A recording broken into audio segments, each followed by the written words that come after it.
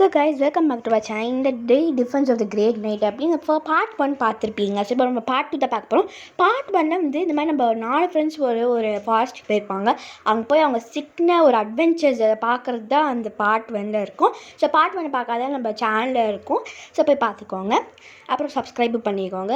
So அவங்க சொன்ன மாதிரி எல்லோரும் அந்த வேன் டிரைவர் சொன்னார்ல அந்த பிளேஸ்க்கு போகலாம் அப்படின்னு போகிற வழியில் ஒரு சைன் போர்டை பார்க்குறாங்க. அந்த சைன் போர்டை நீங்கள் போனீங்கன்னா மறுபடியும் திரும்ப வர முடியாது அப்படின்னு சொல்கிறாங்க. அதுக்கு அந்த ஹைடி அந்த ஃபுட் இருக்காங்க, அவங்க என்ன சொல்கிறாங்க, அந்த மான்ஸ்டரோட வீக்னஸ் நம்மளுக்கு தெரியணும் அப்படின்றாங்க.